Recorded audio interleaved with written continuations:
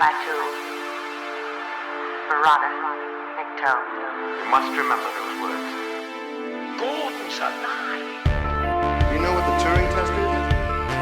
I know Kung Fu. Dead or alive, you are coming with me.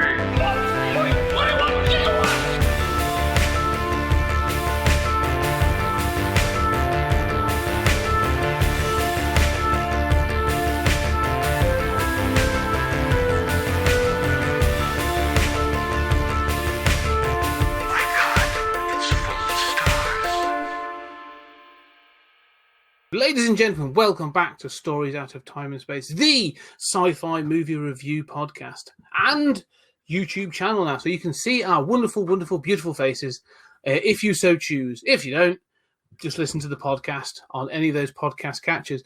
I'm Scott Weatherly, one of your usual hosts, and I'm joined by my usual great co-host, Julian Darius. Julian, how are you doing? I'm doing great. Rocket Group reporting for duty. How are you doing, Scott? I'm good, mate. I'm good. I'm sort of launching from 5 million years into the past, from the past to control the human race. Yes, we've moved a bit more into the future. Last episode we did 1954's Godzilla.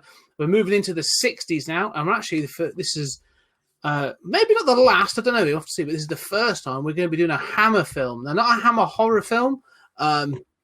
But a Hammer sort of sci-fi film. We are going to be in Quatermass and the Pit from 1967. This starred, I've got my notes here to check. So Andrew Keir as Professor Bernard Quatermass, James Donald as Dr. Rooney, Barbara Shelley as Barbara Judd, and Julian Glover as Colonel Breen. So, Julian, first off, I don't think you'd ever heard of Quatermass, had you? Or had you? I don't know. No, if I did, it was like in the League of Extraordinary Gentlemen notations or something. Quatermass does appear in, I think, Century. Yes, I saw that. He's like just referred to as like Professor Bernard or something. Yes, yeah. So apparently he was a big influence on Doctor Who, and he was one of the, so let me ask you some questions about Quatermass, which, first of all, for Americans, Quatermass, that's not an Anglicization. It's not Quartermass, which is what my brain always wants to say. Quatermass. Quatermass. The name was apparently picked out of a phone book. So he was one of the first British sort of original heroes to television. Is that right? Yeah, pretty much. I mean, there was... it's a BBC series. So there were three. Well, there was eventually four, but there were three original series: the Quatermass Experiment, Quatermass 2, the original title, and then Quatermass and the Pit. And I think there was something like 1952, 54, and 58, or something like that. And yeah, so he was very much sort of, a professor, a physics professor. And then Hammer sort of picked up the mantle, took those series and sort of made them sort of more concise and turned them into film. So, in fact, the first Hammer film to be made under the Hammer banner was the Quatermass Experiment. I believe so. So yes, you can see them, the Quatermass Experiment, Quatermass 2, and then obviously Quatermass and the Pit, all from Hammer. So yeah, he's a bit of a lost, if I'm honest. Like you say, he's a lost British sci-fi hero, because you could ask pretty much anybody today, and I doubt they would have heard of him unless they've got some real deep cut knowledge. But like you say, he really influenced Doctor Who, which I think you can see quite a lot from this film. Especially the early Doctor Who, where the Doctor, like the sonic screwdriver, is less important, and he's a curmudgeon-y old professor. Yes. I love that first Doctor. But yeah, I mean, one of the cool things you said, like, he's a professor. I also think of like X-Files, right? Like basically this was like the sci-fi X-Files, but starring, sort of like a older middle-aged British professor before the X-Files came up with that, Yeah, it's what I like most about this, and we'll get into it, is the fact that it's very British in the sense that, like, it's science-driven. Because there's no easy access to weapons or guns or that. So the police don't have any. You see the army in this, and even they're not armed particularly, I think there's one or two, maybe two scenes where you see them. That may be a budgetary thing where Hammer's like, look, we've got 3 rifles. You have to take it in turns to use them. pass them around the scenes. But other than that, like I say, they didn't have that to use. And I also think, these were written, obviously, in a very early post-war Britain. And so, the military are almost sort of, not so much stripped out, but pulled back. That 50s Britain. It's very much the military are pulled back, and the sort of the public consciousness is really pushed forward. If this thing about endeavouring to do better as a sort of private institution, like the Rocket Group, the British Rocket Group, which is obviously the British equivalent of NASA, is what the focus is. So it's interesting that that's sort of where the mindset was. Well, and there's that whole conflict in the film between the military and the Rocket Group. And one of the things you find out relatively early is that sort of the Rocket Group is going to be militarized, and and I think one of the most fascinating things for me, and I'm sure we'll hit on other points about sort of uniquely British things, is I really dig this, the way in which the military are just stupid assholes. This is not a Michael Bay movie. There's no American movie where the military is ever, they could be incompetent, but they're always, righteous, good dudes at heart, at worst, right? This is a British film, and the military are just there to be in the way of Quatermass, who is right. He is right all the time. And the authorities and the government are just dumb and bumbling it and endangering the world. Don't trust the military. No, I was really interested because, Colonel Breen, well, I'll actually give it the plot in a sec, but Colonel Breen in this is a dick throughout. Like, he like you say, he is just in the way. He's always wrong. He can, he's closed-minded. And I thought maybe that's like a Hammer thing. Maybe it's because it's the 60s. This was released in 67. Maybe they've changed it a little bit. Made him more of a this type of character for the 67 version. So I went back and I actually I've got the original 58 series, the BBC series. They released it on Blu-ray and stuff. It's really good. There's more to it. There's much more story. But no, he's just as bad in that. Like, they really do.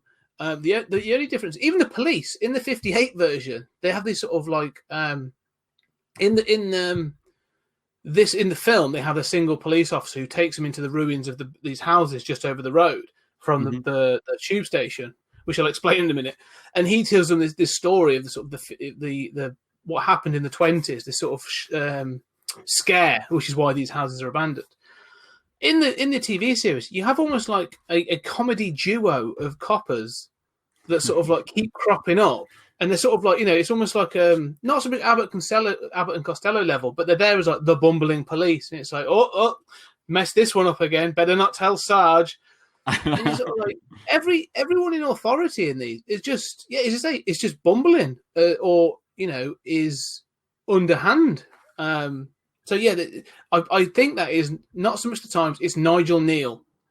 So the guy who obviously wrote this, that's clearly his mindset. Well, it definitely stands out, and it's definitely unique.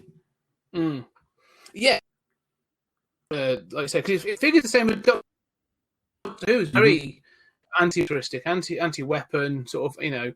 So that clearly comes from this same mindset.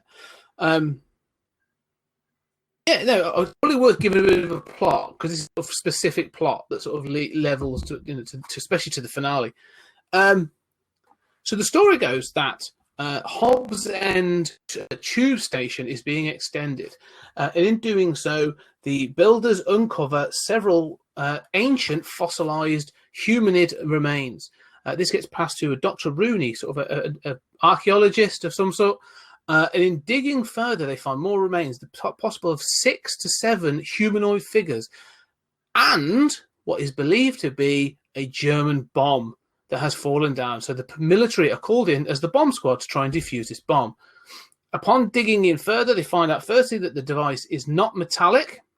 It's larger than expected. And part of the digging, they actually uncover this humanoid skull from within the device. When asked, Dr. Rooney exclaims that this is not possible because the skulls are over 5 million years old. When the ship is finally uncovered, it's much larger than expected, and the debate begins about whether or not this is an alien craft from 5 million years ago or a German World War II propaganda weapon. The answer to this is pretty much soundly given in the finale of the film when aliens are found in the ship, and the ship itself has a level of sentience and starts to send out a message which controls people in the local area and drives them to attack and kill people that are different to themselves, which we'll probably get into more because I really love the ending of this film. So that's the plot, really. There's nice little nudges, but this, as you said, this film's very much about science over superstition. But any thoughts to sort of to kick us off?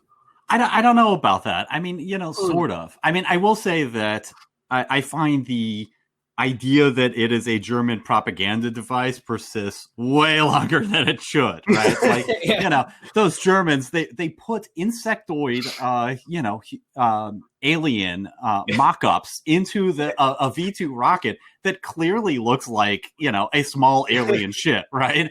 And, then they disintegrate, and that was all to cause chaos and confusion. And they just surrounded it with 5 million-year-old humanoid heads. I mean, it really is a bit preposterous. But as far as, one of the things that I do think this is set apart by is a sort of like unity of sci-fi and the supernatural. That in a kind of like, Cthulhu way, right? Like there are these. It's key to the plot that these insects who piloted this ship were Martians, and that Mars is now uninhabitable. And this is a little convoluted, right? They realizing that they're going to go extinct and that they could not live in Earth's atmosphere. The phrase is like they colonized us by proxy. So they would, harvest humans and take them back to Mars and alter their intelligence. And then also the timeline of human evolution massively screwed up here. Yeah. But, they take them to Mars, give them intelligence, give them telekinetic powers, and then put them back on Earth to colonize by proxy, right? And I think, okay, well, those insects still, wipe themselves out, and so there's a vision of like the insects. I mean, it's quite a remarkable for its time. Vision of the Martian insects, rampaging and destroying themselves. And the idea is that like they have this ritual and they don't like outsiders like typical insects. And so there's like all humans have telekinetic powers. They have these sort of like ancestral memories that explains demons with horns, because that's what the insects kind of look like. And all of magic and witchcraft and all of this stuff throughout the millennia was really this lingering, unused telekinetic potential that the aliens done put in us. So at the end, it's really like a supernatural film, right? There's a projection of like Ghostbusters, in the sky, and it definitely has, and that's a good sort of comparison. Is that Ghostbusters idea, because it's that sort of science versus superstition. I will say as a side piece, even at this point, like if you get a chance to watch the TV series, it's just as good, if not actually slightly better, because it's 3 hours long. It's 6 episodes, 6 35-minute episodes, and they do expand on all this story stuff. There's slightly more silliness in some of the technology, like that's. But it's of its time, but it's good. And this story of the aliens, the Martians and stuff is actually sort of rolled out over 3 episodes.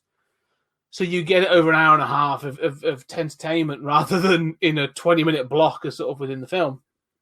And so it's a bit more, it's a bit easier to digest in the show. But it is, you mentioned sort of Cthulhu there, and it is incredibly Lovecraftian, this notion that actually the human species, the human race was seeded on this planet, and evolution was kickstarted by an alien race. Like we, whether it's sort of the old one, ancient ones with the Shoggoths or Martians, like, we are actually a cosmic engineering rather than true evolution and this stuff. And I love that idea. Because it does sort of, when they're talking to the minister at one point, and he basically says, like, well, it's almost like that's an affront to everything I believe. So I'm going to believe this German propaganda idea because I can swallow that. And this is where I think Andrew Keir as Quatermass really is, why he's so good, because he sort of literally like rolls his eyes. He would agree with you and I. He's like, why are you still even having this debate? Like, why is this a thing? But yeah, I love that element of it. But like you say, it's slightly convoluted. But I don't know. I just love the idea that, like I say, that there's this thing. And when they do go back through the history, they do the history of Hobbs End through the like you say, through the thousands of years. And there's always this notion of like these little creatures or the demons or something else or some sort of, it has a bad feeling to it.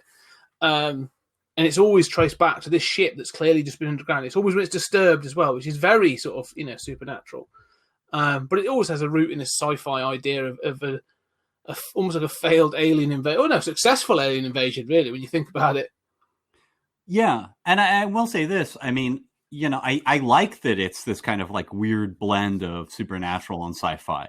I think there are times that this is a legitimately creepy movie, especially for its time. The altering of human evolution, while, certainly not a new idea, is done better here than in a lot of films, including, say, Prometheus, where it's like, I don't know how that would even fit. Okay, so the timeline is screwed up here, but it's not like, Earth developed chimpanzees and apes, which were like, 98% the same as, and then aliens just came here and deposited humans, hey, why not? I mean, that is so asinine. It's unbelievable. Here, at least the idea is that sort of, I think the idea, although the timeline screwed up, is that the sort of transition to Homo sapiens, from sort of Neanderthals was, somewhere around that time, which, you're 4.9 million years too early, but okay, was spurred by the alien tech. Yeah, I kind of like that. There's even a bit where they actually acknowledge that, because they're sort of given an early interview to the press. And Dr. Rooney is sort of saying, we estimate about 5 million years. And one of the sort of reporters says, well, that's a lot further back than originally estimated. And Professor Rooney sort of goes, yeah. And it's sort of like, that's what you're getting. We're not going to talk about it any more than that. Well, the other thing is that whole, like, I like I think the whole, like, the ghost haunting thing, they go into these houses. I found it unbelievable that there's a tube or a metro station surrounded by abandoned houses, and they sort of think like, oh, these houses must have been abandoned since the Blitz, and in fact they were abandoned since the 1920s. I can't believe they're still abandoned right next to a metro station. But there's kind of like investigating that, and then there is in Westminster Abbey, which I know was reused in the first Quatermass. Discovering the records of sort of, Roman times and all of the Middle Ages and rumors about Roman times. And it reminded me of, I'm a big Transformers fan. One of my favorite Transformers stories is the Man of Iron, which is from the Transformers UK comic. And there's a ship where, they find the records of like, here's how this weird robot that would emerge every 100 years, would be interpreted by these different cultures. And, you see castles and you kind of walk through British history. And it strikes me as something, tinged with Britishness that I like a lot about that. Yeah, it is. I think because we've got such a long history, we do sometimes like to roll that out a little bit and sort of say like, oh yeah, it touches off. I mean, even, I know that Neil Gaiman did it a lot with Sandman. Like, we would go back and drip that sort of thing where history meets folklore and superstition and stuff.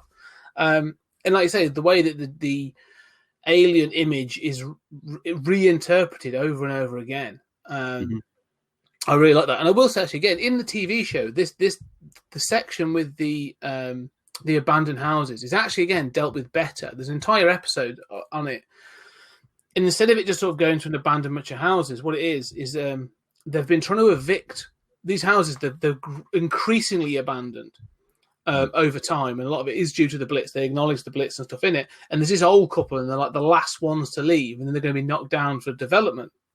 That's all part and parcel of it. And Quatermass ends up following these two people, these old couple, and talks to them about it. And they sort of reel off these stories of everything that's happened in 1927 and how it's taken this long, but some people held on. And it's even alluded to in that section of the film that they saw things, and they talk about possession. And you start to realise that it probably wasn't possession, it was something activating this telekinesis and stuff. So they're drip feeding this information throughout, which unfortunately obviously has to be compacted for the film. But I like the fact that, like I say, it's they have these justifications. Like every time something's going to happen or something happens. I mean, you think about it, maybe the Blitz would have, because at one point they do say, oh no, there was only several we recorded with incendiary devices being dropped just down the road and stuff. So they've got the record. So, but I do like that it goes back and back further and to the different time zones. Well, and even the fact that the craft is first interpreted as an unexploded bomb. I mean, that's something that, on the continent of Europe, I mean, people are still killed every year by, ordnance left. I mean, obviously that still happens in Vietnam. But, that's a very real thing. And then there's this kind of just grounding in, in British history in a way that wouldn't be possible over here. It'd be like,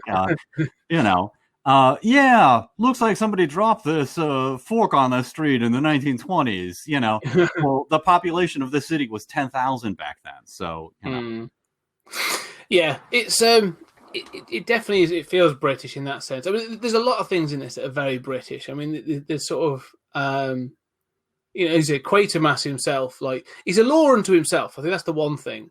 Him and Rooney sort of like they'll talk to the press several times, and they're reprimanded, but they literally get nothing more than a slap on the wrist. And they are causing panic. I mean, at one point, the ministers, I totally agree with the minister. At one point, the defense secretary, when he's sort of like, you've told this to the press. Like, they're going out with these stories of ghosts and aliens and all this other stuff. Like, you're going to cause a major panic. Like, we've got to reel this back. He's like, well, they need to know the truth.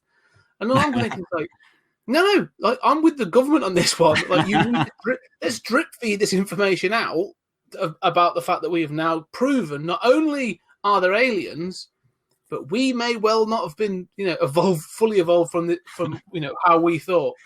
Yeah, that was an amazing moment for me. I mean, you kind of found yourself thinking, oh, I kind of side with the government. I thought, like, how I was utterly shocked. I mean, that might be the most shocking moment in the movie where, they've got this brain scan device, which is, one of the plot weak points. But it's recorded this vision of the insects alive on Mars. And there's just this scene where Rooney is just sort of showing photographs of, insect Martians to Quatermass. And he says, well, what should we do? And he says, release them immediately. And I'm just like, what is going on here? And you found it like, whoa. I mean, and there is a sense of like, maybe this should be reviewed by someone higher up. But the flip side is like, it seems so idealistic in that very much sort of like, let's put some professors in charge of stuff, that I thought was wonderful. It's kind of Star Trek utopian. It is. And there's several moments when you sort of, in the other films as well, and there's that similar thing of sort of like, I mean, the first film is legitimately about the fact that Quatermass sends a rocket into space and doesn't really ask for permission. That's just sort of who he is. But yeah, there's a lot of that going on of him just sort of like, because again, it's almost, he gets involved tangentially. That's the thing. It's which is very much the way a lot of these things, with some of these sort of types of heroes do. It's very Doctor Who. Because Dr. Rooney and Barbara Judd, the sort of his assistant, are there to uncover the remains, and then they find the bomb. So it just so happens that Breen is a former bomb disposal. He led the bomb disposal unit during the post Second World War, and Quatermass is just like, I'll happily pop along with you. Just so happens, And then all of a sudden, literally takes over the investigation and sort of is then running around London and parts of Britain, taking on this sort of like major intergalactic conspiracy. Why not? Yeah, why not? I did think that the sort of like the rollout of the Martian information, you said, it's sustained much better. I do think it still comes in phases. I think that especially for a modern audience, it is a talky film. It is, I did find that it dragged in places, and I think like, okay, get back to the ship. Like we've had a 10-minute conversation about this. Like, okay, but it's not horrible. And I do think that the central ideas of it, I was going to say another sort of way in which it's rooted in British history. This idea of digging an extension to the underground and finding something amazing. That happens all the time over there. You find remains of kings in parking lots, it's amazing. And that's an amazing thing. I think the blend of the supernatural is amazing. And some of we'll talk about the climax in a while, but I think it is it steals the show. I can't imagine, walking away from this and not saying, you've got to go see this movie for those last 20 minutes. But also the performances, I think are pretty good, especially when they're allowed to be a little less British and sort of be possessed, especially these reserved, prim and proper characters get possessed and just kind of crazy and spooky. I do love that. There's a couple of scenes where you sort of, there's obviously a couple of character actors or small time actors. There's my two favorite bits where it's what I like to call Star Trek acting, where clearly the camera's moving and the set isn't, sort of thing, and they have to react to that. Is when they're trying to drill through the bulkheads, they find that part of the ship is like there's a blank material sort of screen with some symbols on it, sort of circular symbols, which Quatermass is a physicist, but it's a pentagram, and it goes back to thousands of years of magic. I'm like, that's clearly not physics. Fair enough. I'll let that slide. But yeah, when they're trying to drill, and it's sort of like, it's a great looking bit of kit, this big long arm with this big heavy drill on the end of it, and they're just sort of like shaking to sort of like to prove how difficult. And there's all this sort of noise coming out of them, and you can see that they're shaking the camera. And like after a while, I'm like, oh bless them. Like this, I can imagine all these sort of like middle-aged men as actors being told, right, you've got to react to this. Like there's a screeching noise coming at you, and it's really hard. So how would that feel? And they're just sort of like, ooh, and it's sort of like, okay, it's a little bit awkward at times, but and also in that scene, I kept thinking, how he's got to make sure that drill does not touch. And you start thinking too much about how it's staged, right? Like that guy holding that drill just going, he's got to make sure the actual drill bit does not touch the wall. Because that wall is a flimsy set, right? Yes. So it's got to be close enough to look like it's sliding along this non-metal wall, but not actually touch it. Yeah, because clearly they keep saying throughout it that the bulkhead and everything is harder than diamond. And all I'm thinking is, I don't think plywood's harder than diamond. This is going to be interesting. So yeah, no, that is true. And the other one that I like and I find hilarious is one of the young soldiers is clearing out the pump from inside the ship because it's got some water in because they've been spraying down the inside, and you just hear him howl, and he claims that he sees one of the young or the small ape type creatures, like the ghost of it or the image of it or whatever in the ship, and just the faces he makes, and he just keeps saying, "It's horrible! It's horrible!" It's that sort of almost Dick Van Dyke level sort of Cockney accent. Yeah. Well, I quite like Barbara, who is his assistant. I think that's right. And her, when she becomes sort of possessed near the end, her reaction is not to overdo it, but,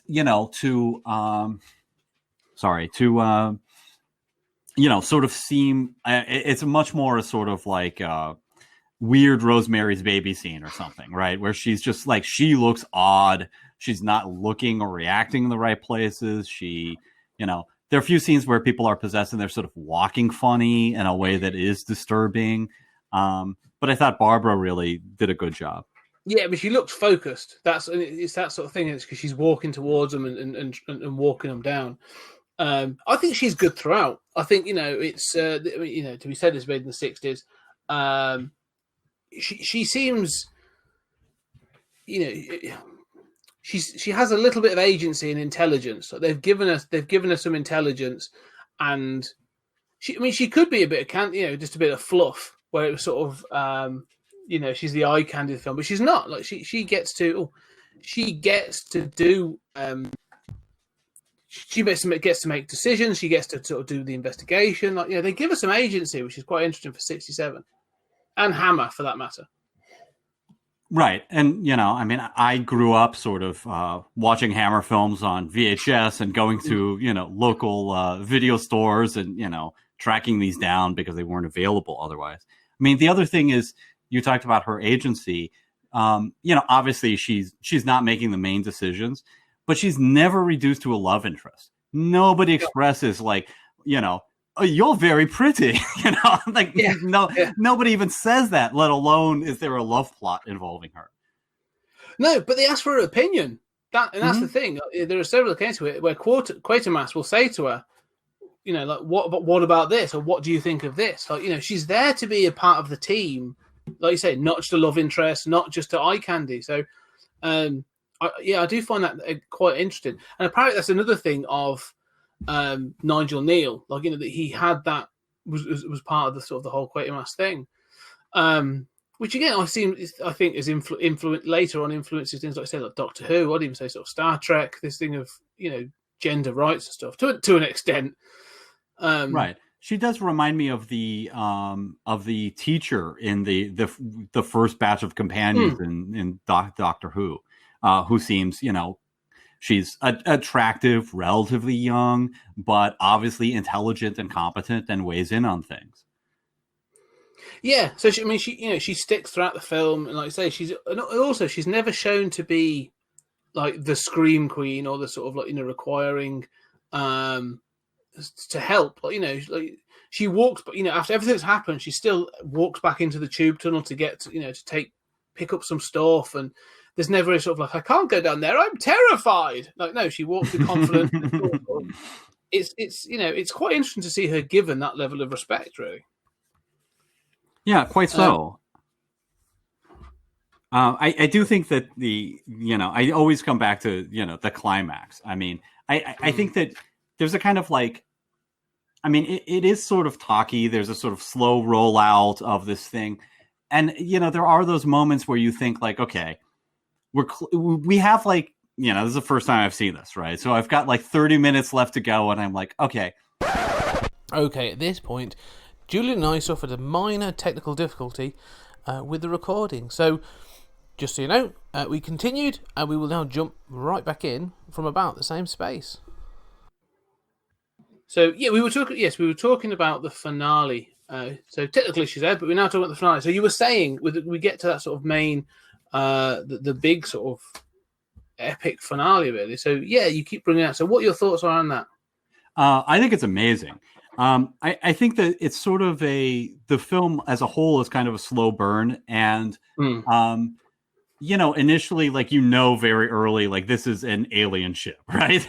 It takes you about like, half an hour to kind of get there. And then you're like, okay, now we're introduced to the insects, and it's like, oh, that's cool. When are we going to see these guys? And then you're shown this hallucination that Barbara has of the insect. That's we are shown it because she's connected to this brain scanning device. And so it's like, okay, I'm getting a little bit of a money shot here. It's a short kind of grainy sequence.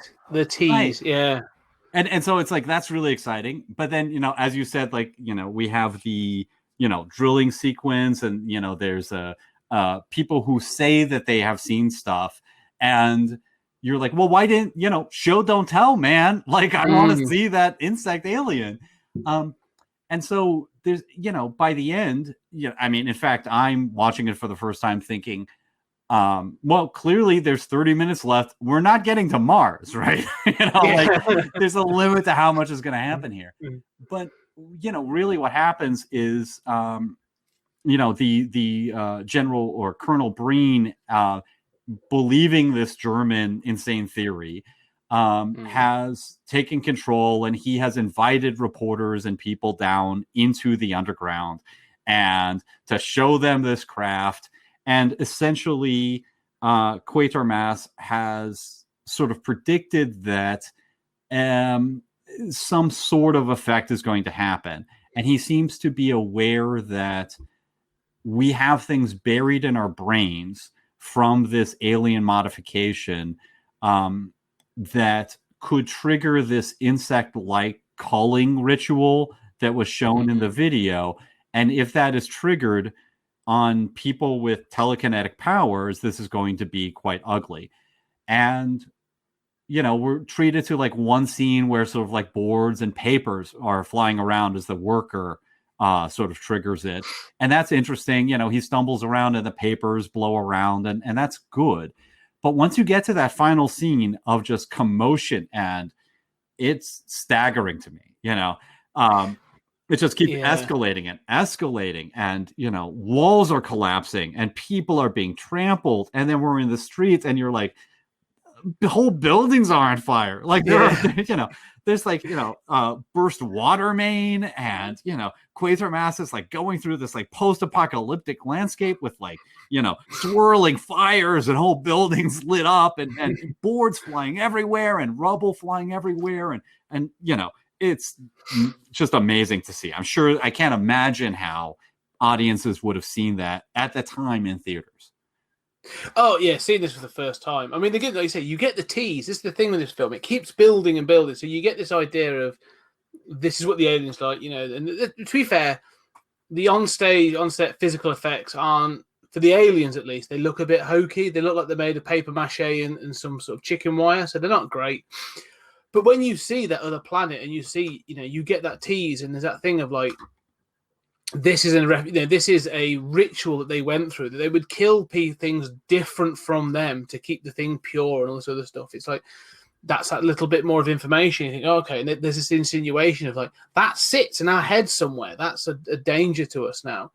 And then you get the guy with the drill, and that's the first time you do get those reactions where he's down there alone and he sees something, and all of a sudden, like, it looks a bit hokey because things are floating around and this other stuff. But then, like you say, the effects on him, and it follows him into the street. He runs out of the station, and it's like you say, the tables are falling over, and it's a bit sort of Invisible Man-esque, isn't it? Sort of as he runs along, like a table falls over and the boards will wobble and this other stuff. But then once he goes outside, he goes to like what we'd call like a takeaway truck. And all of a sudden, as he runs up to it, just all these like cups and saucers and that just fly off it, and everyone's like, "What the hell?" And then he runs off again, and he's sort of being followed by stuff. And it's when he falls to the ground, and the ground starts to undulate around him as he gets into the church. And you've got this tease of like, this is what happens when one person loses control of this sort of like innate, submerged telekinetic powers. And that's so when you do sort of go, that's what happens when one person happens. And then Breen's like, I'm sending all the press and everybody in. And you can like, Quatermass is going like, yes, it's not going to go well, this. It's really not going to go well. And that's, I almost take it like, it's almost like a Carrie White scenario from Carrie. Like, this is, this is not control. All this violence and all this destruction, it's not caused by control. It's caused by lack of control. Like, this is people like lashing out in this possessed state and just destroying stuff around them. It's incredible. Oh, I agree.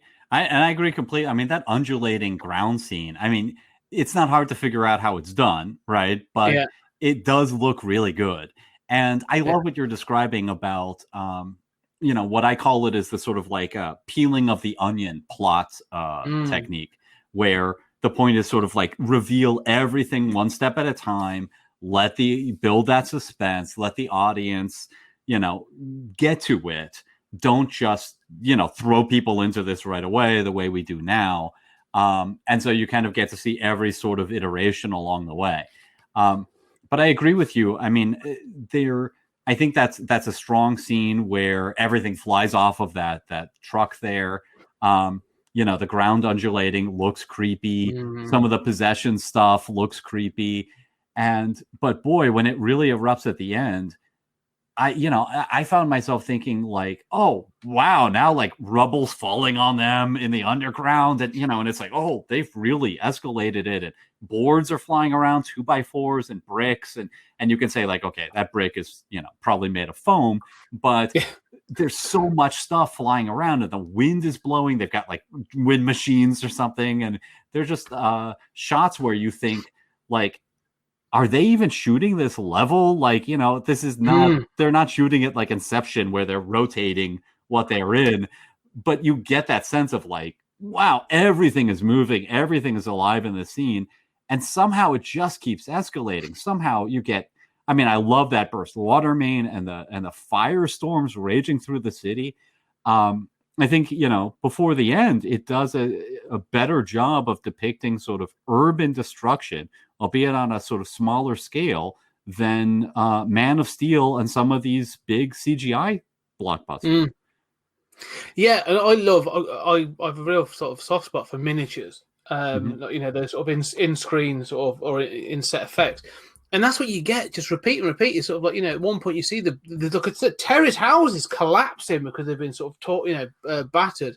It's all done with miniatures and stuff. And it's just so well put together. But the one thing I find the most, as you said, sort of creepy, the parts of this film are legitimately creepy, I think. But there's one bit in all of this where they sort of, you've had all the destruction. It's sort of like this initial sort of wave of uncontrolled psychic like outbursts or telekinetic outbursts, which is caused destruction. They seem to have focused it, and all of a sudden they're in groups, and you see what this one guy who clearly, because you find out that Dr. Rooney is doesn't have it. So Quatermass does, and he keeps having to fight it, but Rooney doesn't have it. And then you see this one guy in the street who clearly doesn't have it either. And then he sort of runs down one street and there's a bunch there. He runs down a back alley and there's some people there. He goes to go up a flight of stairs and there's some people there. And he's crowded in, and he's all battered and torn up. And all of a sudden, they stone him to death. Yeah, with their psychic power. And I was just like, "Oh Christ, that's what I've forgotten that was in there." Yeah, no, I thought that sequence was phenomenal. It almost feels like disconnected from the rest of the film, but in a good way. I thought even just going back to that scene with Rooney and Quatermass in one of those abandoned houses where, I think for the first time, Quatermass is able to sort of, not just emote, but act possess. And he says, like, my God, I would have killed you. I could have killed you without trying. And that really drives it home. Like, here's the hero, the stately professor just going like, I wanted to kill you, and I know I could have with a thought. And then, like you say, they sort of wander out, and you see this kind of like odd, these groups that just seem they're possessed, and they're just sort of like moving in group, and it's very sort of Twilight Zone. And that guy running, and when you realize, like, my God, he's being stoned, but he's being stoned with giant blocks, bigger than a man's head, thrown at him through telekinesis. And you're just like, this is so amazing and creepy. Yeah, like you say, it goes from like 0 to 60 like that, like in a second. And I love that. One of the great things, there's another line that Quatermass says is because he drags him into a pub. It's like an abandoned pub, and he gives him the whiskey, and he sits there, and he actually says, "Did you see them?" And then he looks out the window and says, "See what?" And he says, "My God, they're people." And you're like, well, wait a minute, what does he see? So, it's that realization of like, actually, if he's possessed, he might be just seeing, he's not seeing that, he might be seeing insect creatures out there instead of all that and all this other stuff. And it is like, there's little lines in this where you're like, what does that mean? I don't understand that. And it's like they actually, at one point, the ship itself, Quatermass states, they talk about it being just a ship, and he says it's clearly not a ship. It's got some sentience, or it's got some. We've seen it react to stimulus, and so it's not even. The end of the film is not the aliens. It's almost like a default mechanism of the ship and it's the ship that's projecting this sort of that's triggering this psychic this thing. So even that's like, you know, just crazy. And to top it off, like that bit, like you say, is Breen going back down to the thing, like, oh, it's that bit, yeah, is mad. Well, and Breen kneels in front of the ship. And again, like he's possessed. What would, you know, and then you later cut back to him and he's been like, it looks like turned to salt or something and sort of disintegrates. And it's very creepy. And I think that at its best, you know, I love what you're saying about the ship, because this then becomes a kind of story of an alien artifact that we don't really understand, having all of these weird effects that truly we don't totally understand. And you know, there's a theory postulated in the film, but like you say, there are all these lines where it's like, I'm not entirely sure how this works, and I don't know that they know how this works. Yeah. You know, there's a kind of like ambiguity there. You know, we talked about Solaris, and we talked about this idea that like encounters with alien life would be weird. They're not just going to be like, I say going to be, right? Obviously I'm but you know, they're not just going to be like, oh, you know, hello, welcome to spacecraft 74. You know, I see you like purple garments. It's going to be like, oh, their culture is foreign. So here's this. I mean, you almost don't need the entire alteration of the human brain plot. I mean, I would probably like this movie more if they stripped that away and that craft itself just had this telekinetic effect. But as you say, I mean, I think that, you know, it sort of descends into this orgy of violence and strangeness, and it's not totally clear why the colonel would kneel in front of the craft that's glowing and seems to have like veins, like emphasizing that it's organic. They even zoom in at one point and you see like cells. It's the weirdest shot. Yeah. But it's like, it doesn't, you know, like it's not clear why Breen would do that, but that might make sense to this alien craft that's kind of manipulating him. We don't totally have to understand it. No, and that's what I love about it, because he can take it different ways. Like, you know, because Breen has been fighting this the whole time, and then when it's obviously triggered, it's that case of, okay, well, you know, is he worshipping it? Is this sort of like subjugation? Is there something more to it? I don't know. It could even be that he doesn't actually feel anything, and maybe, you know, he's actually, this is his own choice because he sees all these other people reacting and he isn't. So it's this, I don't know, it's left ambiguous, and I really love that. But yeah, this thing about one of these lines as well that we've talked about that I love is great. That in a lot of films today, when there's this alien encounter, you're a bit like, well, why here? What, you know, why would this happen? Sort of thing. Why here? Even when you watch like Close Encounters of the Third Kind, there's this thing of like, well, why here? Sort of, why in America or why in wherever?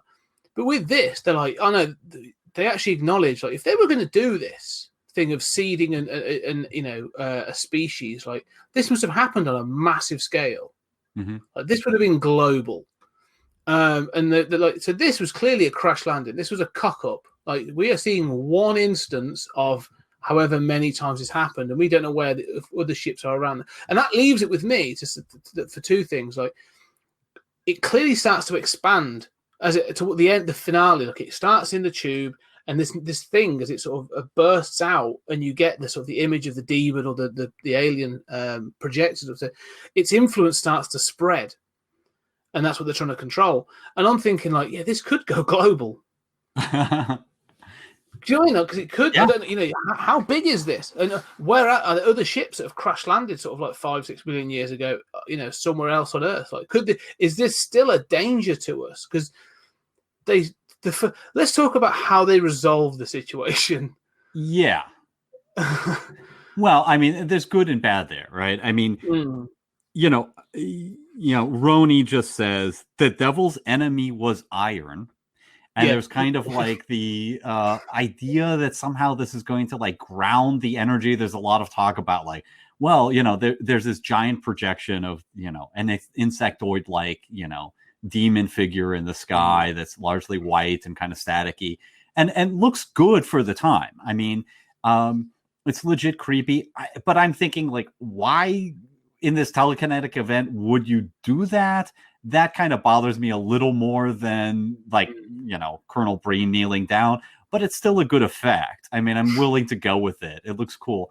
But Breen just kind of says this, and there are these several lines about, like, well, that being is made of energy. Everything's made of energy, And it's like iron will ground it. So Breen climbs a crane, and his idea is, like, to swing the crane into this energy projection, right? Which, again, to me, it's like, it's not clear at all that energy projection is the source of the telekinetic stuff. Yeah. Wouldn't that be the craft? Like, don't you want to drive a crane into the craft? But yeah, I mean, I do think, his conclusion of that, as the crane just kind of comes loose and swings into this energy projection and then collapses in flames, is incredibly awesome. That's the resolution. It costs a life of a major character. And I have to say, of everything in this movie, what I find the most quintessentially British is the masterful shot of Roni on the crane as he's swinging into the projection. And it's that kind of, like, nonchalant, stiff upper lip. This is the right thing to do, to die for the people, for the greater good. It's not celebratory. It's not, I'm sad, I recognize I'm going to die. It's just, it's so quintessentially British to me. It's so funny to watch it, because it's one of the shots that is, like you say, is very Hammer. It's very sort of British. If this was in any other film, I mean, if this was this kind of thing, to me, this is the same as the nutty guy in the biplane at the end of Independence Day. Climbing, go, and you, for those sorts of characters, you've got a sort of like he says, "I'm back." There's a one line. It's sort of like, or if you're going to take down the villain, but it's going to sacrifice your life. It's a "fuck you" kind of line. With here, he is. He literally sat on the top of this thing, and he could be sort of ducking a biscuit into a cup of tea, whilst he's like, and just be like, "Well, dear, it was the best thing to do at the time." And we won. But it's not even like a flash. Like, it stays on his face, and it's almost like a resolute sort of nonchalance. It's like, I knew this was going to happen. It's the only conclusion that we can reach. So it is. It's very funny, the fact how sort of quiet of a moment it is, really. Well, you say it's funny, but I mean, it is. If I may say so, I mean, this is, we buy this stuff, right? I mean, it's like the rest of the world buys, to one degree or another, at least pre-Trump, right? That America is this wonderful land of opportunity. And, they used to think the streets were paved with gold. And it's like, yeah, that's kind of true, but we got veterans under bridges, Yeah. My vision of Britain was always that stiff upper lip. It was, Space Corps and science first, and, this sort of like guys in World War II saying, oh yeah, this is the point where we realize we're all going to have to sacrifice ourselves. No sense crying about it. Onward, And it's like, oh, we all know we'll never speak to our wives again, who've been established previous in the movie. No, not going to say a word about it. No hesitation. No time to whine, boys. Do it. And it's quite lovely, I think. It is propagandistic. I mean, it is, a stereotype, but, of course, the American version, as you say, is like, well, it's like the end of Dr. Strangelove, right? Like, yippee-ki-yay! I'm going to kill you. You're going to die now, demon. I like that you say about the shot as well, because it doesn't just rest on him. It literally flicks with him and the demon as he gets closer, and the demon sort of comes more into focus, and it just looms over him. So that is really creepy, and I do love that. But the thing with this film is, because that's the resolution. Like, they successfully short out this energy. Roni is killed, and the crane collapses, and then that's it. And you are seeing that the people are released from this influence because of Barbara. Barbara's obviously been influenced, and she's been trying to attack, and Quatermass has been holding her back. And you see that she's now returned to her normal state. So you assume that everybody else has. And so you just see them sort of sat there panting and sort of, a bit dirty. And then the titles come up, and I was like, oh yeah, I forgot it ends like this. It ends so incredibly abruptly that I was like, no. we need at least a couple of minutes epilogue scene on this. I want what are you going to do with the ship? What are you going to do about the destruction? What are you going to do about the knowledge that now we have been influenced by an alien vessel and we started to destroy ourselves? I want some resolution. Right, and as you say, like, how widespread was this? I mean, are 100 people dead? I mean, whole buildings have partially collapsed. You know, clearly there is a good death toll here beyond just the guy being stoned. You know, you see rocks falling on people. You know, are we talking about 1,000 dead? Are we talking about 10,000 dead? How far did this radiate out beyond Hobbs Lane in London? Or indeed, was this further? We just don't know, because at that point, I mean, another thing we haven't mentioned is there's a bit of creepiness as they show TV broadcasts and the broadcast cuts out. And then, you know, the sort of less regional narrator comes on and says, oh, well, we've lost signal. And then he cuts out. So we really don't know how far this goes. So I agree that that's abrupt. I have those same questions, but I love this ending. I was shocked when the credits came up, but it's not just that they're kind of panting. It's that, like, the crane falls in flames, right? Roni's dead, you know.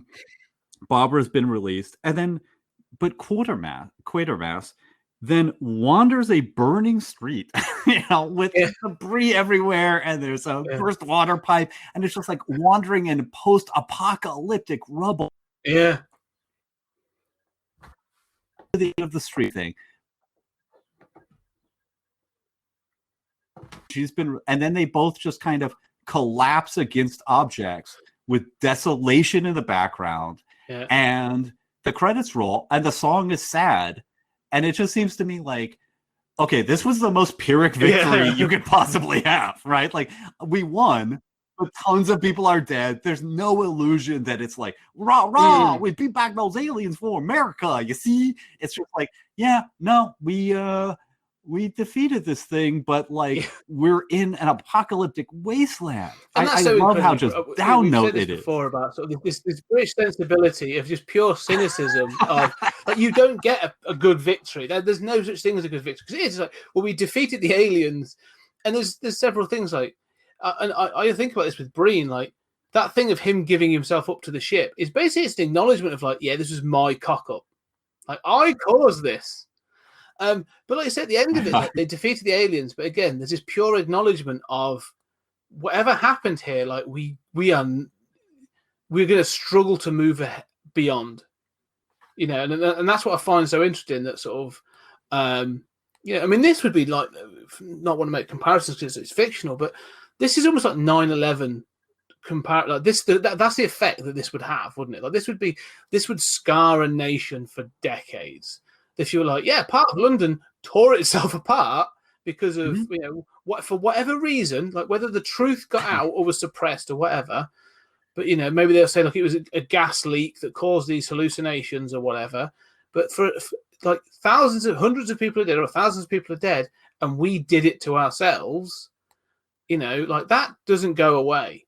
I will say the TV show ends slightly differently. So it's a similar thing. It's a similar sort of conclusion in that they ground it and all other stuff. But it does end with an epilogue. And that epilogue is Quatermass on the news with a panel of other scientists. And basically, he does actually say, yes, we now have to come to terms with the fact that we actually, whilst we consider ourselves human, we are, of course, partly Martian. And have all this other stuff. And he has this little speech and then just wanders off. And you're like, although you're sort of, you know, you're now acknowledging that something's going to be done with the ship and all this other stuff, like, you've still gone on TV, you've done it again, Quatermass. You've gone on TV and you've basically said, yeah, we're all part alien. Night. And then just wanders off. Yeah. Mic dropped. See ya. That's what it's all about. He just has a habit of doing it. But I do. Kind of, I like the end, but I'd love just a little bit of, maybe that's my modern sensibilities. I just love that little. I'd love an epilogue. But yeah, I don't know. There's very little else to sort of criticize this film for, because I just love it. I think it's so good. And the other thing as well, it's in sort of glorious 60s Technicolor as well, I should say. So it looks great as well. I think this film looks really good. I don't know, how did you see it, by the way? Just out of curiosity. Okay, so you found it, because I've got a DVD of it. So that, apparently the Blu-ray has been, they've upped the quality and it looks phenomenal. So I will be at one point upgrading, I think, because I do really enjoy this film so much. So yeah. Well, me too. About that ending. I know what you're saying. But I have the same sort of sensibilities. I mean, you and I both love like movies of the 30s and the 40s and even the 20s that just kind of have those abrupt ending, like, monster's dead, nothing more to see here, people. But we love those movies, but I always think it's the denouement that is the most interesting. Like, start the movie there, is what I feel half the time. I don't feel that this time. I mean, I have that thought, but it occurs to me, far more interesting to me, that we are part Martian, or the takeaway isn't Martians re-engineered us. Again, I think this would be a better movie if you just got rid of all of that. There's a takeaway at the end that it's like you said, we did this to ourselves. And here is a British professor who is, reserved science. He represents, the missile corps. This is, like the Ministry of Space. This is NASA. This is idealistic. It's anti-military values. And the takeaway at the end of the movie is like, okay, yeah, bracket, we all have telekinetic powers, or most of us do. But also, we have this like trigger in our heads that makes us kill people and makes us violent.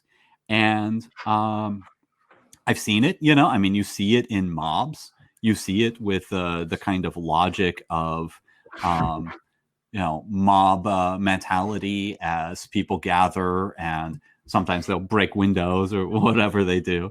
So, I think there's something about at the same time that we are in this film, and it said like we are 10 years away from bases on the moon and bases on Mars, quite possibly, which I'd love to believe, right? But forget the hoverboards. That's what I want.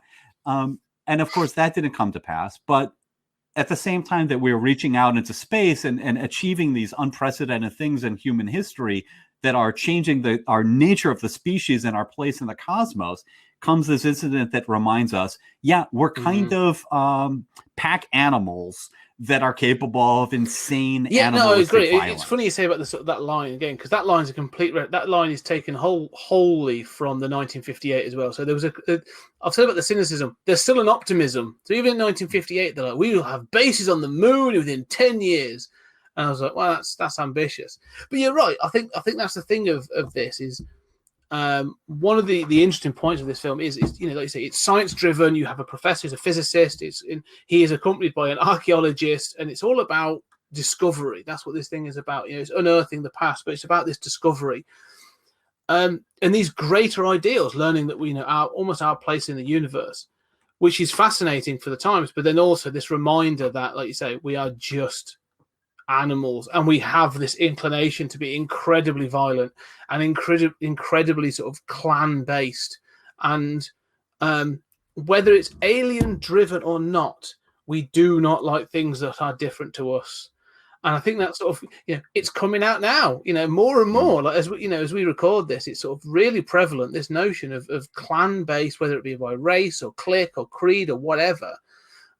We are a clan-based race, species. We sort of find safety, and it's always going to be there. And I just think this film does touch on that, without sort of really trying to hammer it home. Yeah, so to speak. Yeah, I mean, I often struggle with exactly this thing, and essentially, our brains evolved in tribal societies. And distrusting the tribe over the next ridge. Now you can trade with them. This is to mutual advantage, non-zero sum advantage. But if you're not a little distrustful of that tribe over the ridge and the rumors of like, I hear they're coming to get us, right? You don't survive, right? So, I mean, we evolved in very tribal cultures, and now we've sort of been able to expand our notion of a tribe to be a nation state, right? Or, maybe a little bigger, the EU or something like this. But really, I think it is an unanswered question whether humanity will, for all of our science and everything that we've done, whether we will ultimately be able to survive and overcome that tribalism. Because it is exactly what keeps us from taking action on global warming. Global warming, Quatermass would be like, here's the science, we're going to release it to the public and we're going to do it, right? And then it's like, oh, no, we still have this buried in our brains, right? That doesn't seem to have a lot to do with my tribe. Within the first part of the film, like when you first meet Quatermass, like the whole thing, his whole argument that he is having with the government and Breen is about this notion that Rocket Group is a government's project, and it's all about discovery. He's very Gene Roddenberry about it, that we want to go out and we want to discover, and we can have these things on the moon and on Mars, and hopefully it'll bring us all together because it expands us. And Breen's response is, how naive you are, because we want to be the first onto those places, because they won't just be bases, they'll be military bases. Because the first, and it's why Trump's now got a Space Force. We want to be the first ones out there, so we can police the Earth with ballistic missiles, and that's actually what they state in the film. And it's there. It's like, well, the British want to be the first there, so we can police the Earth with ballistic missiles. And you're just like, my God, like, so it's, we shouldn't be allowed out in space. We're dangerous enough on Earth. Let's not go out space and infect and damage other species. The one thing I find interesting about this film, though, is it's relatively small. It's localized, and that's for a number of reasons. I mean, I'm not going to say it's an artistic reason. It'll be budgetary reasons. Like you can have 3 sets and this much cast. Like that's what you've got, and hopefully we can reuse the sets for another film next week. But like that keeps this thing local. But I love this idea that sort of like it's kept in this small location within, Hobbs End's tube station. You have a very sort of close knit cast. But the implications of this are massive. I mean, this sort of, granted, they sort of suggest that Mars 5 million years ago was habited by these insect creatures. We know that's sort of not the case. We know, but that doesn't mean that the galaxy, the universe, isn't populated. And that's why I love that this does tap into those Lovecraftian ideas of, we start with this thing of this thing starts with them unearthing human or humanoid remains, linking it to us. And as you said before, it's that onion sort of thing. It unpeels and unpeels. And then by the end of it, like I say, you have this thing of intergalactic impact of creatures impacting us. But yet you're still focused in on this little part of London with this small cast, but you are talking about millions of years and intergalactic conspiracy. And I just love that it feels incredibly Lovecraftian, because that's what Lovecraft would have. It'd be sort of like, one gentleman who swoons probably at some point but then unearths this massive intergalactic conspiracy. And I just really enjoy that. Yeah, I think you make a good point about the scope of it and how it manages to sort of balance those concerns. I think that, we're both sort of fans of small scope stuff, that have larger meaning. I mean, I think for me, those themes of, the evil within us, the potential within us of sort of science versus militarism, and there are no answers here. The sort of how, obviously you and I are on the Roddenberry side of things, but if you acknowledge that there is this evil clan-like thing in all of us, making sure you got those missile bases might not be a bad idea. You probably don't want to say, we can rain hellfire down on you, Finland. So do what we want, but you can still have some national security. I mean, there's no real answer to that. I love that theme. I love the mix of that supernatural and science fiction. I love how ambiguous sort of ultimately the powers of the craft are. And I think that, for my money, that last 20 minutes or so is just kind of a tour de force. And if you are watching it for the first time, maybe you're an American and you're like, these guys have funny accents, but you're watching it for the first time, make it through the end. We'll get to, the sort of devastation at the end, which I think is spectacular. Yeah, I'd agree. I really do agree. I mean, this was obviously my choice for the list and stuff. So, I'm glad you enjoyed it and sort of, and hopefully, I don't know if you've had actually, you can find the other Hammer Quatermass films. The one thing I'd say is if you want to find this, it's readily available. Like it's on several streaming services, I believe, but also you can pick it up on Blu-ray and DVD. Hammer Studios these days are happy to sort of blast stuff out. They've done a load of stuff. I've got a really wonderful 21 DVD box set of their sort of key films and stuff, which is really cool. Yeah, there's a couple of other films on there. Wow. I am tempted to sort of maybe see if I can squeeze in here at some point in the future. But I would say that go check him out, because Quatermass as a character is a creator's character. So he wasn't, he's not written by anybody else. Throughout all of this, he was written by a guy called Nigel Neal, who wrote the original British series. He then turned them into novels, and then they got turned into films. And so he was involved in all of it. So it's very much a character that has been defined by a creator. And I would say the actors involved have changed him over time. And I would say that this interpretation, it's Andrew Keir, is probably the most well known. I'd also remember that there was a 2005, 2007 maybe.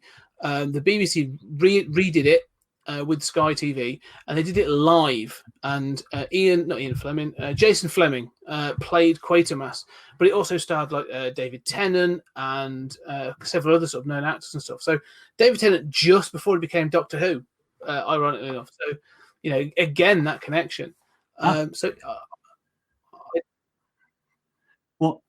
Yes. And what they did was the Quatermass experiment. They reshot that. And they did it live because the original one on the BBC was shot live. And if you watch the original BBC, it's clearly evident it was shot live, even when they trip over a piece of scenery that's not supposed to move.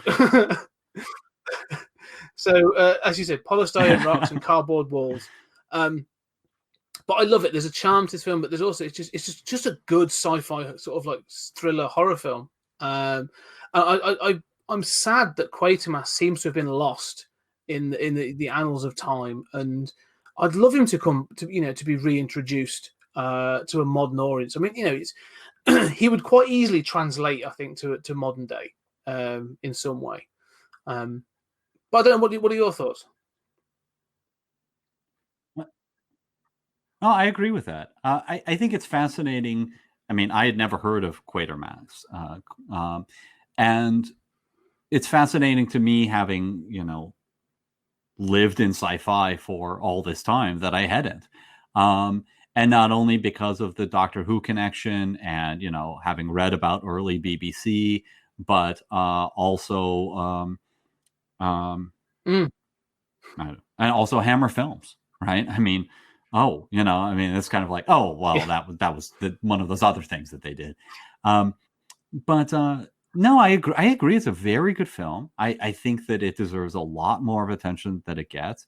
I'm glad you said that about the other Quatermass actors, because I was aware that he seemed to get recast a lot, right? Without the excuse of regeneration. But I agree with you that it deserves a wider attention. It's fascinating from all of these perspectives, as sort of having that creator control, which you don't think is going to be something of that time, of sort of mid-century sci-fi. And I agree, it's ripe for I would think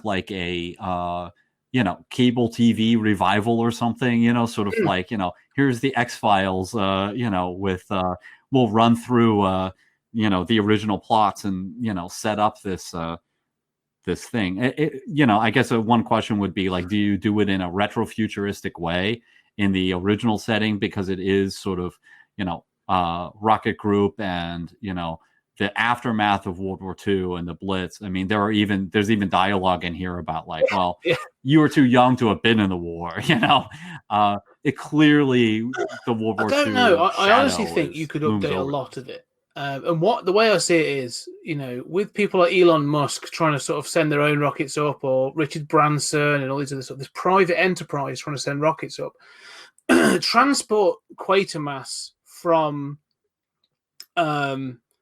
the government to the private industry, like in trying to act as almost this scientific voice of conscience against capitalism or industry. I think you could do it. I mean, the plot for the first one is very much like they send up a rocket, and they don't have permission, but they send up a rocket with 3 men in it, and when it comes back, it only has one. Only one of the guys comes back, and the other 2 are killed. And you sort of you begin to learn how they died and this other stuff. And the guy that survives starts to transform into some sort of like monster. And eventually he escapes, and he sort of they have to run him down. And it's sort of, I think you said he's captured in St. Paul's Cathedral in the original. And there was several in the film version, in the Hammer film version. There's an absolutely sort of heartbreaking scene when this guy's clearly been infected by whatever's in space. I mean, it's pre-Fantastic Four as well, remember. This guy who comes back, he's been infected by something in space, and his wife is there sort of saying to him, like, you're going to come home and you're going to be fine. And he just looks at her and he's like, no, I'm not. And you're like, well, what do you know that nobody else does? And it's really creepy and really well done. And so that one's really good, and I think you could easily replicate it. The second one is about genetically modified food. So Quatermass 2 is they come across. Well, it sort of is. It's sort of they come across a small town. Then they can't understand why there are people there because there doesn't seem to be any industry, and it's all because of these meteorites that have fallen. And then they find this massive refinery, and it turns out, and they keep saying to them, "Oh, we're doing food produce here. We're going to help prevent starvation and famine and blah blah blah." And then it turns out that it's not. It's actually another sort of I can't remember if it's an alien invasion or a government control thing. But then basically the food mass that's in there, it is an alien, definitely alien invasion, because the food mass that's in there turns into a giant monster and breaks out across the sort of Yorkshire moors. It's great. It's really good. And those originals are all in black and white, but I highly recommend them because they are wonderful. But yeah, you could do this again. They say there's so much more you could do with. There was another one redone in '79, I think it was. It's just called Quatermass, and it's an old man. Like if you think like Old Man Logan or Old Man, like what Marvel have done, it's Old Man Quatermass, and it's him trying to look for his granddaughter in this sort of like. After everything that's happened, Britain's gone to shit, and it's him sort of going across the landscape trying to find her and stuff. It's again, I've not seen all of it. I've seen it's ones I need to get to watch all of it, but they've done stuff with him, and I'd love to revisit it. I really would. Is that last one sort of post-apocalyptic? Because I know like he's retired from. Yeah, it's sort of it's post-apocalyptic. He's traveling across. It's got again. It's sort of. I don't know why it was happening in sort of the late 70s, early 80s, but it's that sort of post-nuclear. Something's happened. I can't remember what it was, but you've still got pockets of sort of like civilization. Yeah. Thatcher. Probably, yeah, most probably. She stopped the children's milk and it just went to pot after that. But it's quite good, and it taps into that sort of like, again, just that quintessential British Doctor Who-esque, non-violent, but it's all about knowledge, and then they uncover something at the end of it. So, yeah, I'd love more people to pay attention to Quatermass and give it some attention and unearth it and find it again.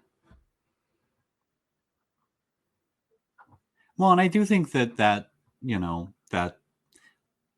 it can seem old-fashioned but that sort of, God, what we need now is pro-science. What we need now is a little bit of that utopian, no, I mean, we're in an age where even recognizing facts is controversial, right? Let alone a kind of, Roddenberry-esque, humanity can work together and can achieve wonderful, great things, which is a notion dear to my heart.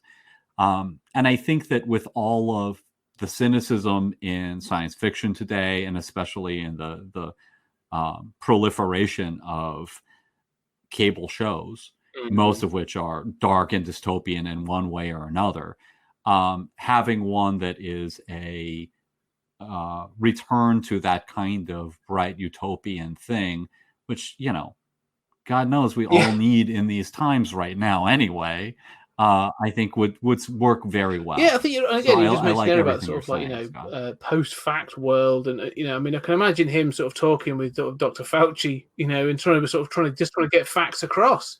In fact, I could see Quatermass working against a Boris Johnson or a Donald Trump in those ways of sort of the frustration of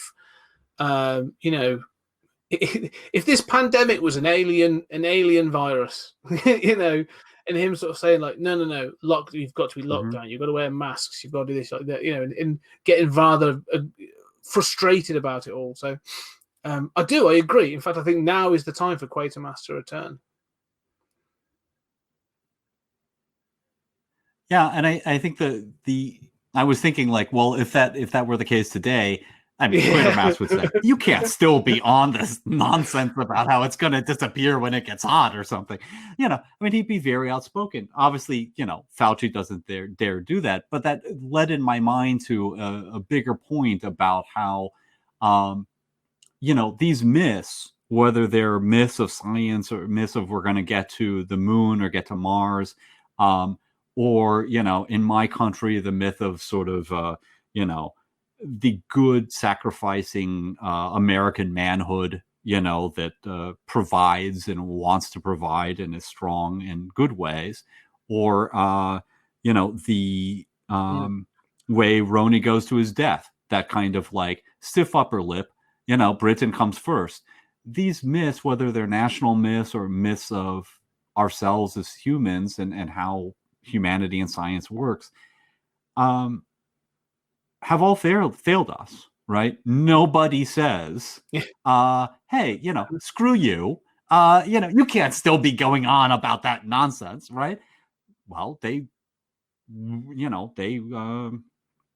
just collapse in the face of withering power.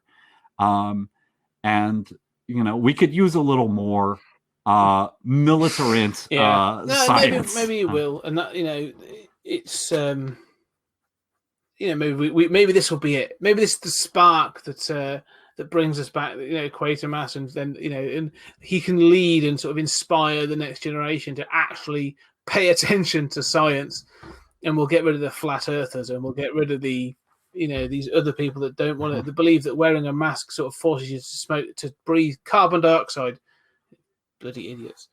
But yes, so anyway, to round out, then I'm really glad you enjoyed this, because I wasn't sure. Because I say it's a film I really enjoy, so I feel like we're 2 for 2 really in this season. With Godzilla was a good start. I think it was fascinating to sort of a good way to start, and then we've gone to Quatermass. So we've gone, we've covered Toho, we've covered Hammer, we've covered some heady topics in both of those. Really, we've talked about all kinds of things, and so next week we're going to go really into some hard hitting, sort of deep, sort of thought process sci-fi with Barbarella is what we're covering next. Yes, if you ever wanted to see a utopian vision of science, Barbarella is about to deliver. I can't wait. I haven't seen this film in years. I think it's probably been about 15, 20 years since I've seen this film. So I'm really looking forward to going back and visiting it in its sort of campy wonderfulness, different change of pace. Oh yeah, Yeah, very much so. But I think all of these films have been, we selected them because they're sort of cult classics or because we love them. And Quatermass and the Pit took me longer to get into. But once I got into it, increasingly it was that onion peel. It was increasingly like, oh, I'm liking this more and more. Every 15 minutes, I'm liking more than the last 15 minutes. And by the end, I thought, I'm going to watch this again. And I had never seen, for all of the Godzilla movies I'd seen and remakes and everything, and I'd never seen the original Godzilla. So it's been a real fun trip, and I think that I love Barbarella. I think you probably saw it earlier than I did for the first time, but I think Barbarella is a great movie, and in its own sense, is a beacon in a very different way. Cool. I can't wait. I'm really looking forward to it. So, yeah, it's funny. It sat on the side, ready to sort of getting a few out, and Alex, my wife, saw it, and she's like, "Is that got Jane Fonda in?" And I was like, "Yeah, yeah." And she's like, "Oh, I really like Jane Fonda. Can I watch it?" I was like, "Yeah, of course you can. Jump in." So it'll be an interesting experience to see what she thinks of it as well. So I'll definitely let you know. But yeah, yes, it is. Well, that will be fascinating because we're two white guys. It wasn't obvious. if you don't know, two sort of white guys offering their opinion on a 60s British film and a 50s Japanese film so far. So yeah, it'll be interesting, especially for Barbara to get Alex's opinion. It'll be interesting. But another cracking episode I've really enjoyed talking about Quatermass, and I'm really looking forward to the rest of the season. So, Julian, thank you very much again, and we shall crack on in next episode.